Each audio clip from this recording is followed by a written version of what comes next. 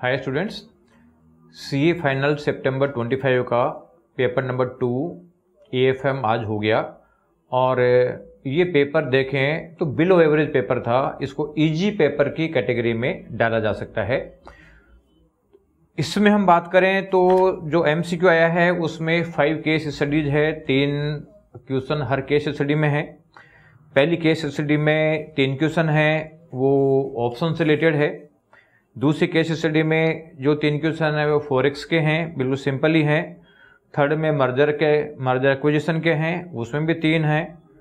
चौथी सीरीज है उसमें आपके chapter number 3 and capital budgeting के 3 हैं और 5 जो है उसमें म्यूचुअल फंड के पूरा पेपर ईजी है। तो कुल मिला के जो पेपर की एनालिसिस की बात करें तो सब्जेक्टिव पोर्शन या ऑब्जेक्टिव पोर्शन बिल्कुल ईजी है और सब्जेक्टिव पोर्शन भी मैं भी आप लोगों को डिस्कस करने वाला हूँ, लेकिन वो भी ओवरऑल ईजी है। और अभी इसके एमसीक्यू का सॉल्यूशन हम आधा घंटे में 1 घंटे में प्रोवाइड कर देंगे, उसका वीडियो आपको मिल जाएगा। तो VSI का यूट्यूब चैनल सब्सक्राइब करके बेल आइकन दबा के रखें, जिससे ये इंपॉर्टेंट चीज़ें आप लोगों को नोटिफिकेशन के थ्रू मिलती रही। साथ ही बाकी इंटर फाउंडेशन फाइनल सभी के आप लोगों को जो पेपर का एनालिसिस, नेक्स्ट पेपर के लिए आप लोगों को गाइडेंस और एमसीक्यू सॉल्यूशन जो है वो आप लोगों को मिल जाएगा। इसलिए VSI का यूट्यूब चैनल सब्सक्राइब करें। जो सब्जेक्टिव पोर्शन था सेकंड, उसमें जो आपका क्वेश्चन नंबर 1A आया है वो बेसिकली आपका चैप्टर नंबर जो 13 है एंटरप्राइजेज वैल्यू का, उसमें से हैं। बेसिकली एंटरप्राइजेज वैल्यू और सिक्योरिटी वैल्यूएशन लगभग सेम ही है। 1 का जो बी पार्ट है वो फॉरेक्स का है और ये दोनों क्वेश्चन सही हैं बिल्कुल। 2A जो हैं वो चैप्टर नंबर 5 का है पोर्टफोलियो का, ये भी सिंपल है, कई बार रिपीट हुआ हुआ है। इसका जो बी है ये आपका जो है FRA का है, यानी चैप्टर नंबर 12 का है, ये बिल्कुल सिंपल है, ये भी कई बार आया हुआ है। चैप्टर नंबर 3 का जो ए पार्ट है वो सिक्योरिटी वैल्यूएशन क्या है, उसमें रिडम्पशन ऑफ डेब्ट का मामला है कि रिडम्पशन करें कि नहीं करें, तो ये भी बिल्कुल सिंपल है।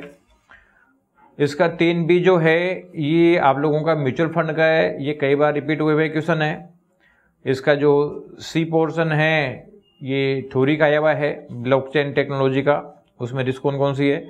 चैप्टर 4A है और ये चैप्टर नंबर 6 का पोर्टफोलियो मैनेजमेंट का रिस्क से रिलेटेड है।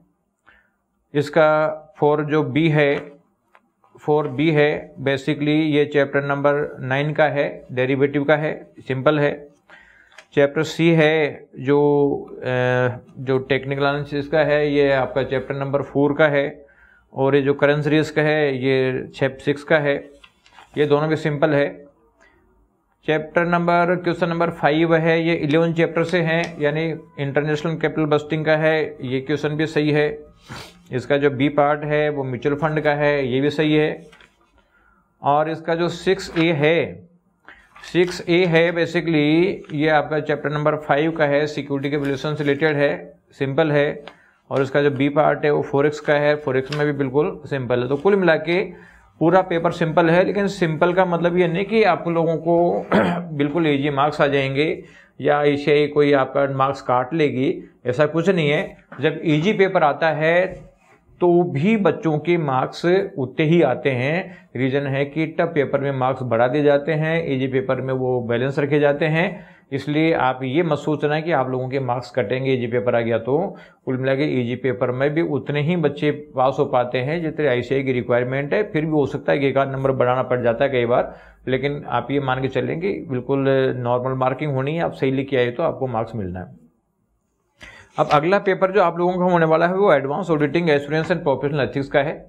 प्रेजेंट टाइम में आप देख रहे हो कि ICI का जो कॉपी चेकिंग सिस्टम चल रहा है वो इस तरीके से चल रहा है कि अगर आपने शॉर्ट नोट पढ़े हुए हैं या किसी टीचर के नोट पढ़े हुए हैं तो मार्क्स नहीं आने वाले। मार्क्स जब भी आएंगे जब आप लोग ICI का स्टडी मटेरियल पढ़ोगे, ICI के स्टडी मटेरियल की लैंग्वेज लिखोगे, उस प्रोफेशनल लैंग्वेज को लिखोगे तो मार्क्स मिलेंगे। शॉर्टकट से मार्क्स नहीं मिलते हैं। इसलिए एक तो ध्यान रखें कि आप जो रिविजन करें ये केवल और केवल ICI के स्टडी मटेरियल से करें। ये मैराथन और शॉर्ट नोट्स और ये इन चीज़ों पे डिपेंड नहीं रहे, इनसे कुछ भी नहीं होने वाला। ये ऊपर ऊपर की चीज़ें होती है, अगर आप लिख भी दोगे तो मार्क्स नहीं मिलने वाले। हाँ, अगर आपको पूरे चैप्टर पढ़ने में अगर दिक्कत आती है तो मैं इसको ABC कैटेगरी आप लोगों को बता देता हूँ, तो उन चैप्टरों को आप प्रायोरिटी में पढ़ सकते हैं। जैसे एक चैप्टर 1 है ये बिल्कुल जो इजी चैप्टर और जो रिपीटेटिव चैप्टर हैं वो एक कैटेगरी के हैं। चैप्टर 1 है क्वालिटी कंट्रोल का। चैप्टर 2 है general auditing principle and auditor responsibility.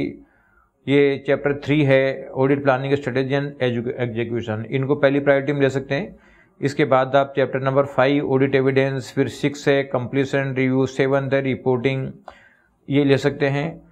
इसके बाद प्रायोरिटी में चैप्टर नंबर 13, 14 जो है 13 आपका ग्रुप ऑडिट है, 14 है special feature of banking and non banking audit, 15 है overview of audit of public sector bank, ये पढ़ें। इसके बाद में आप चैप्टर नंबर 16 है इंटरनल ऑडिट, चैप्टर नंबर 17 है due diligence investigation and forensic audit, और 19 है यानी प्रोफेशनल एथिक्स एंड लाइबिलिटीज, यानी ये चैप्टर कर लें। यानी एथिक्स तो आप लोगों के अच्छे होने चाहिए, क्योंकि प्रोफेशनल एथिक्स में 28 से 30 नंबर के क्वेश्चन आते हैं, तो ये मान के चलो 30 मार्क्स का है। तो चाहे तो सबसे पहले प्रोफेशनल एथिक्स पढ़ के और बाकी चीजें ये मैंने बताई वो पढ़ो। तो ये सारे ए कैटेगरी के चैप्टर हैं।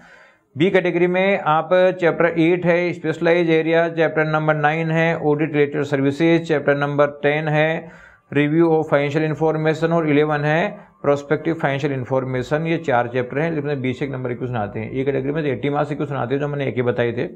बाकी रिमेनिंग चैप्टर जो है 4, 12 और 18 सी कैटेगरी के हैं। तो कैटेगरी वाइज करेंगे तो आप लोगों को ज़्यादा फायदा होगा, क्योंकि जो शुरू में जो इजी चैप्टर हैं एक कैटेगरी के, तो इनको पढ़ोगे तो फास्ट चीज़ें आप लोगों की डेवलप होगी, फास्ट चीज़ें डेवलप होगी, आपका तैयारी होगी, देर कॉन्फिडेंस बढ़ता जाएगा। तो पॉजिटिव रहे, और कोई पास्ट के पेपरों में अगर छोटी मोटी गलती भी हो गई हो और आपको लग रहा हो कि यार फालतू गलती कराए, क्योंकि सिली मिस्टेक हो जाती है, कोई डरने की जरूरत नहीं है। पॉजिटिव रहे कि आगे मेहनत करो, आप लोगों के अच्छे मार्क्स आएंगे।